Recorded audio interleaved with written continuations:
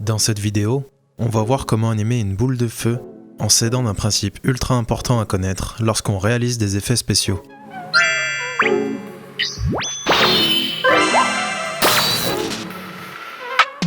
Le feu peut être dessiné de nombreuses manières différentes. En vrai, il n'y a pas de bonne façon de le dessiner. Le truc essentiel, c'est de faire en sorte que le dessin contienne la bonne énergie et le bon flux. Par exemple, on peut avoir un feu dans un style hyper détaillé, assez vif et plutôt perçant, un autre au contraire dans un style liquide, très fluide et qui apparaît presque comme de l'eau. Un feu peut aussi se dessiner avec des courbes lisses qui se terminent en pointe assez nette ou encore de manière très angulaire. Tous ces exemples de style sont parfaitement valides. En ce qui concerne la taille d'une flamme, il est très important de comprendre l'ampleur du feu que vous tentez d'animer et d'ajouter la quantité de détails en fonction. Plus le feu grandit, plus il y a de détails. Sur l'intensité la plus faible à gauche, on est sur un feu de bougie uniforme, régulier et prévisible, alors qu'à droite, on est sur un feu de camp beaucoup plus ardent, inégal et dispersé. Dans cette vidéo, c'est sur ce dernier type d'intensité qu'on va travailler parce qu'on va faire l'animation d'une boule de feu. N'oubliez pas que toutes les références que vous voyez ici sont téléchargeables à travers un lien dans la description. Alors pour construire une flamme, j'applique un exercice fondamental, celui du drapeau flottant. C'est un principe qu'on retrouve vraiment partout, que ce soit pour animer du feu, de l'eau, des liquides, de la fumée ou encore des vêtements et tissus en interaction avec le vent.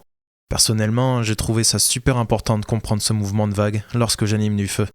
Utiliser ce drapeau flottant comme base se trouve être assez libérateur, parce qu'une fois qu'on a le mouvement qui fonctionne bien, on n'a plus à se soucier du sens dans lequel la flamme doit être, ce qui permet de se focaliser sur le flow et l'énergie de l'animation. Grâce à ça, on va pouvoir obtenir une sensation un peu plus organique émanant du feu. Voilà à quoi ressemble mon drapeau flottant. Quand on anime un drapeau, il faut s'assurer que sa longueur reste cohérente. Mais concernant le feu, celui-ci change de volume de manière plutôt imprévisible. Il fluctue avec une grande irrégularité. C'est pour ça qu'ici, on peut se permettre de casser des morceaux quand on veut, d'étirer et d'écraser cette flamme librement. En fait, plus on ajoute d'irrégularité dans l'animation, mieux c'est. Tant qu'on suit le mouvement du drapeau flottant, le feu s'animera correctement, peu importe à quel point sa forme et son volume sont irréguliers ou imprévisibles. Personnellement, j'ai vraiment eu du mal à comprendre à quel point le feu est incohérent. J'ai d'ailleurs encore un peu tendance à être trop prudent dans mes animations, en suivant chaque forme et chaque morceau de flamme. En vrai, ces morceaux de flamme apparaissent et disparaissent de manière très aléatoire. Je pense que le problème majeur à souligner dans beaucoup d'animations de feu aujourd'hui, c'est le fait que la flamme soit trop prévisible et qu'il manque cette énergie un peu folle et chaotique. Pour résumer, tant que la base de l'animation avec le drapeau flottant est bonne, le feu s'animera bien. On est donc libre de jouer avec son volume et ses formes. Passer un peu de temps à regarder un vrai feu est vraiment très utile pour assimiler ces notions. On peut voir que j'ai dessiné la base de la boule de feu en dernier. J'ai trouvé ça plus simple de se concentrer d'abord sur le mouvement de la flamme. Une fois terminé, voilà à quoi ressemble la boule de feu. À partir de là, on peut dire qu'on vient de faire le plus gros du travail. Maintenant, il ne reste plus qu'à faire la mise en scène en réalisant des animations secondaires. Le sujet principal de cette vidéo étant le feu, on va pas trop s'attarder sur cette partie. Pour mettre en scène la flamme, on va d'abord faire le sketch du personnage et de sa main.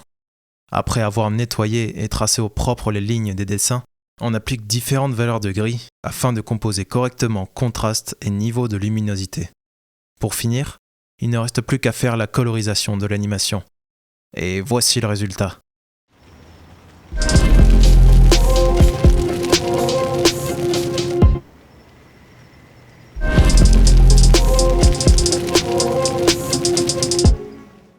Avant de conclure, si l'animation d'effets spéciaux vous intéresse, je vous conseille vivement les livres Elemental Magic, volumes 1 et 2 de Joseph Gilland. En gros, ça parle de l'art et des techniques des effets spéciaux pour l'animation.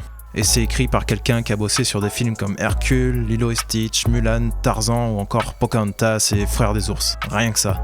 D'ailleurs, une grande partie des informations transmises ici provient de connaissances que j'ai accumulées grâce à ces livres. Donc n'hésitez pas à y jeter un œil. Bon, j'espère que les notions et principes abordés dans cette vidéo pourront vous aider à comprendre et renforcer vos connaissances sur l'animation d'un feu. Et comme d'habitude, si le contenu de cette chaîne vous plaît, je vous invite à commenter, laisser un pouce bleu et pourquoi pas vous abonner.